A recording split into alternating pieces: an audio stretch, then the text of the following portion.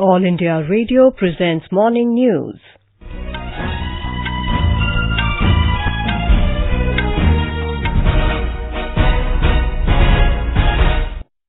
Good morning, I am Valsa Williams. The headlines. India's second moon mission Chandrayaan-2 leaves Earth's orbit, moving towards moon after crucial manoeuvre by ISRO.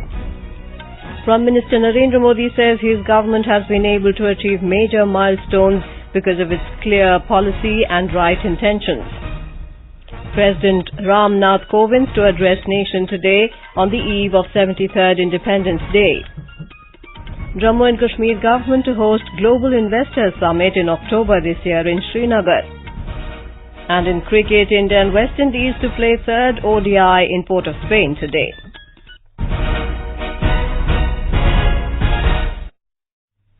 India's second moon mission Chandrayaan-2 left the Earth's orbit early this morning and is moving towards the moon following the successful completion of a crucial manoeuvre by Indian Space Research Organisation.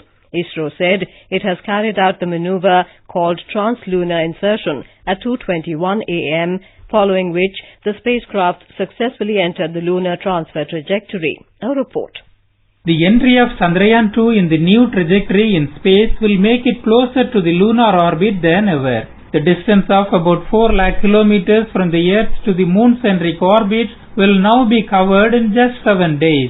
This method of initially orbiting the Earth and then gradually increasing the distance using a series of maneuvers and finally reaching the moon is considered the most cost-effective method, though the mission takes a bit longer time. A few more complex tasks in the Chandrayaan-2 mission are ahead for the National Space Agency ISRO. Jai Singh, AR News, Chennai. Chandrayaan-2 is expected to reach the moon's orbit on August the 20th and land on the lunar surface in September. After the moon-bound orbit phase, the lander Vikram carrying rover Pragyan will separate and soft land on September the 7th in the moon's South Pole region where no country has gone so far. If successful, the mission will make India the fourth country after Russia, the US and China to pull off a soft landing on the moon. Here is a look at India's space journey. The space research activities were initiated during the early 1960s in India. With the live transmission of Tokyo Olympic Games across the Pacific by the American satellite, Dr. Vikram Sarabhai quickly recognized the benefits of space technologies for the country. In 1967, the first experimental satellite communication Earth station was operationalized. During this period, the first Indian spacecraft Aryabhatta was developed. Another major landmark was the development of the first launch vehicle SLV-3. In the 1980s, Bhaskara 1 and 2 missions were pioneering steps in the remote sensing area. In 1990s, major space infrastructure was created and the development of operationalization of Polar Satellite Launch Vehicle PSLV and development of Geosynchronous Satellite Launch Vehicle GSLV were significant achievements. With Divakar, Anuja Bhardwajan, AIR News. Prime Minister Narendra Modi has said that his government has been able to achieve major milestones in a short span in his second term because of its clear policy and right intentions. In an exclusive interview to a news agency, Mr. Modi said the government has set an unprecedented pace within just a few days as a result of Spasht Niti, Sahi Disha, clear policy, right intentions. The Prime Minister said from children's safety to Chandrayaan-2, action against corruption to freeing Muslim women from the scourge of triple talaq, Kashmir to Kisan, the government has shown what it can achieve with a strong mandate. Mr. Modi said the government has taken a head start in tackling the most pressing issue of our times with the formation of the Jal Shakti Ministry to aid in water conservation. The Prime Minister said people of India, irrespective of political preference, have supported the steps taken in Jammu, Kashmir and Ladakh. Mr. Modi said certain provisions of Article 370 and 35A had actually harmed India. He said only a handful of families and separatists capitalized on these provisions. President Ram Nath Kovind will address the nation today on the eve of the 73rd Independence Day. It will be broadcast on the entire network of All India Radio and Doordarshan at 7 p.m. This can be heard on FM Gold, FM Rainbow, Rajdhani, Indraprasth channels and all other additional frequencies of AIR. It will also be relayed on the YouTube channel News on AIR Official. All India Radio will also broadcast regional language versions of the President's address from 8 p.m. onwards on its respective regional networks. All India Radio will also broadcast the message of Defence Minister Ram Nath Kovind on the eve of the Independence Day at 6:15 p.m. on Rajdhani, FM Rainbow and FM Gold channels. It will also be relayed on the YouTube channel News on AIR Official. President Ram Nath Kovind has sought a report from Telangana government on the suicide committed by 27 students following the intermediate examination results. A delegation led by BJP Telangana State President K. Lakshman had brought this matter to the notice of Mr. Kovind and Union Home Minister Amit Shah. The results were announced in April this year. Over 3 lakh students had reportedly failed in intermediate exams conducted by Telangana Board of Intermediate Education. This led to protests by students and parents alleging large-scale discrepancies in the examination process. This is All India Radio giving you the news. For quick news updates, follow us on Twitter at AIR News Alerts. The Jammu and Kashmir government will host a 3-day Global Investors Summit in October this year in Srinagar. This was stated by J&K Principal Secretary of Industries Naveen Chaudhary while addressing a press conference in Jammu yesterday. He said that the first ever summit in the state will provide J&K an opportunity to showcase its strengths, strategies and potential. Jammu and Kashmir government spokesperson Rohit Kansal said, "We have decided to hold the first ever Global Investment Summit in the state in the Jammu, Kashmir and Ladakh regions from 12th to 14th of October this year. We have slated the opening session in Srinagar on the 12th of October. Jammu and Kashmir Governor Satyapal Malik has asked all Deputy Commissioners to direct Sarpanches to hoist the national flag in their respective panchayats on Independence Day. Officials said the Governor was apprised of the full dress rehearsal for Independence Day done in every district of the state. Necessary arrangements have also been put in place for smooth conduct of the Independence Day celebrations. In a meeting at Raj Bhavan yesterday evening, Mr. Malik reviewed the situation regarding security, law and order and basic and essential services with his advisers. The Governor was also informed of the availability of medical facilities and healthcare services.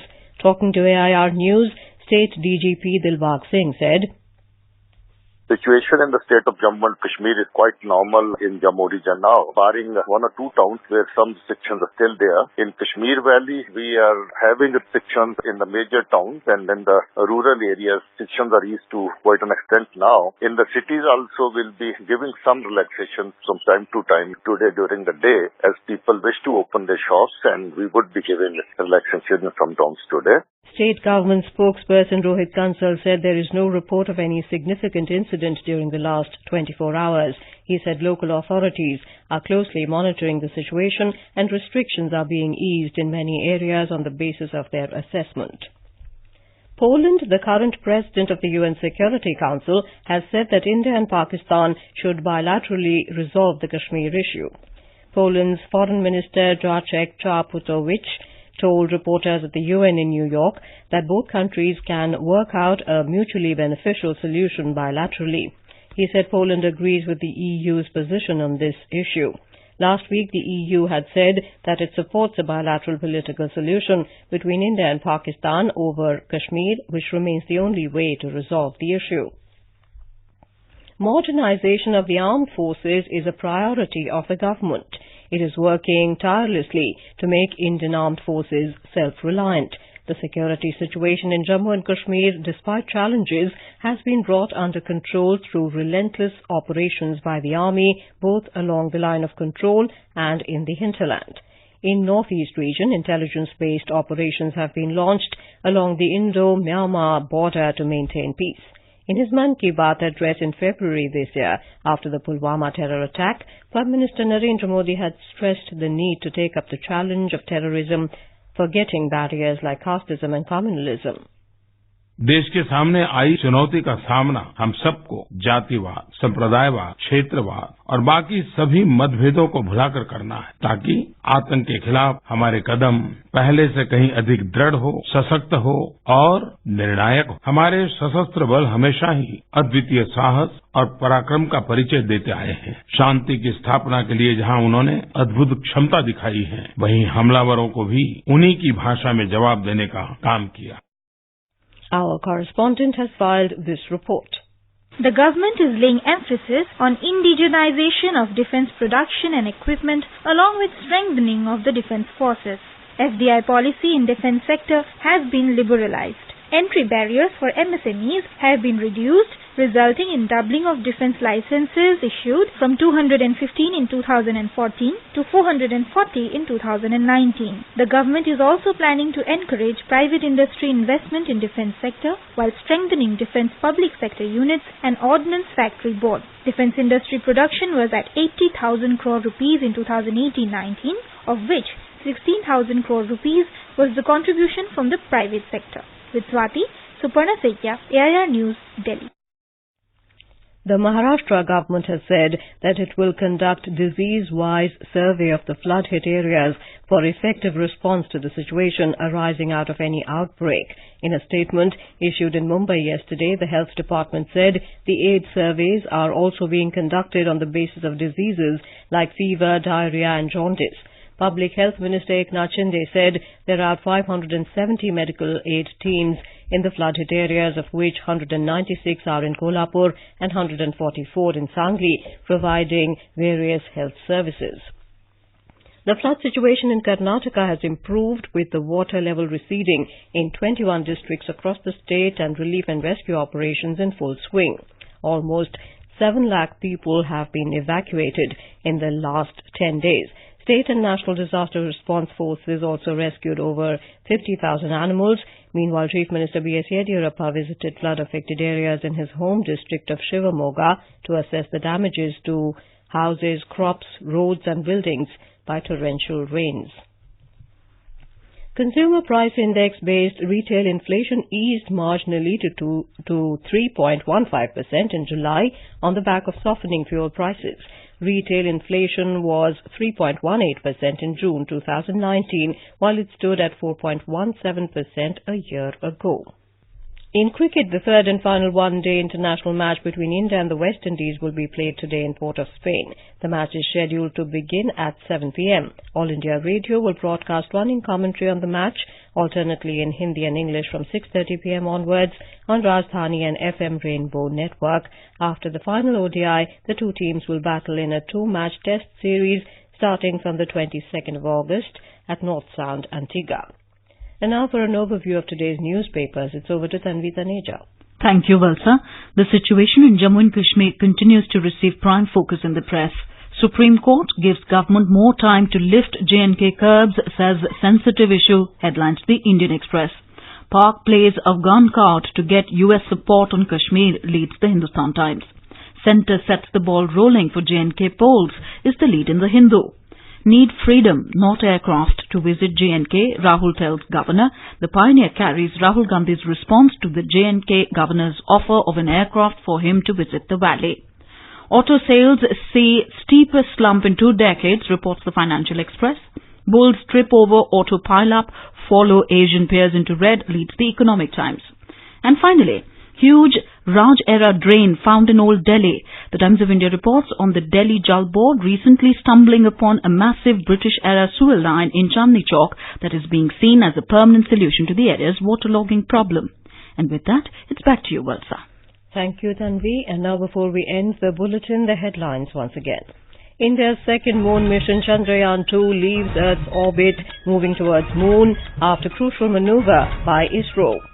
Prime Minister Narendra Modi says his government has been able to achieve major milestones because of its clear policy and right intentions. President Ram Nath Kovind to address nation today on the eve of 73rd Independence Day. Jammu and Kashmir government to host Global Investors Summit in October this year in Srinagar. And in cricket, India and West Indies to play third ODI in Port of Spain today. For details of these stories and more, log on to our website www.newsonair.com. With that, we end the morning news. Have a nice day.